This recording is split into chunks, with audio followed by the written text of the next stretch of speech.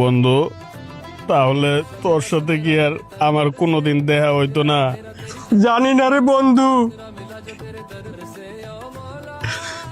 সব ওই উপরওয়ালার ইচ্ছা।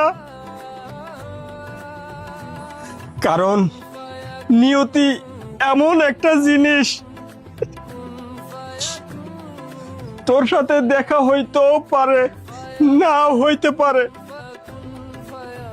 তোর ছুটি মিললে আমার ছুটি মিলে না, আবার আমার ছুটি মিললে তোর ছুটি মেলে না।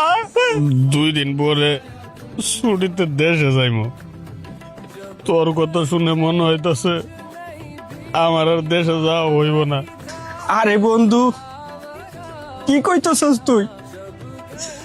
আমি কি তোর একাই বন্ধু? এই দেশে কি তোর আর বন্ধু নাই? বন্ধু, বাংলাদেশে তোর ফ্যামিলি আছে, আত্মীয় স্বজন আছে।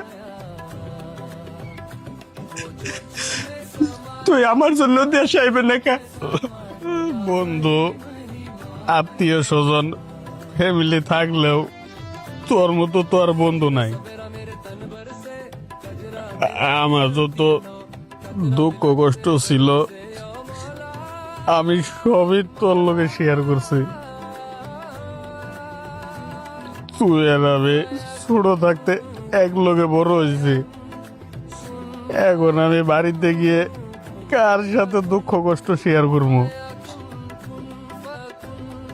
আমি দেশে গিয়ে কার সাথে আড্ডা দিব? তুই ক। দেখ বন্ধু, তুই যদি সত্যি এইভাবে কাঁদোস না, সত্যি কিন্তু আমার ভালো লাগে না। আমিও তো কিছুদিন পর প্রবাসে যাবো।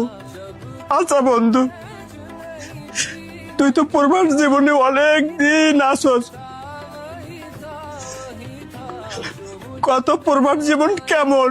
প্রবাস জীবন অনেক কষ্টের, আবার অনেক আনন্দের। আমার কথা যদি তোরে কই, একবারে বান্দা গরুর মতো। দেওয়াস নাই, গরুর মালিক যখন মাঠের মধ্যে দড়ি দিয়ে বান্ধে খুঁড়া দিয়া হে, রোদ নাই, বৃষ্টি নাই, ঝড় নাই, তুফান নাই, গরু ওই জায়গায় ঘাস খায়। তেমনি প্রবাস জীবন এরকমই। আমাদের বাসায় নামাই দিয়ে যায়, আমরা সেখানেই কাজ করি। রোদ নাই, বৃষ্টি নাই, ঝড় নাই, তুফান নাই, সেখানেই কাজ করতে হয়। আবার দিন শেষে যখন বাস আসে তখন আবার আমাদের নিয়ে যায়।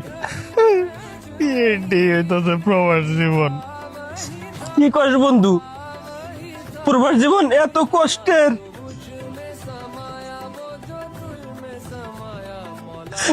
বান্দা গরুর মতো।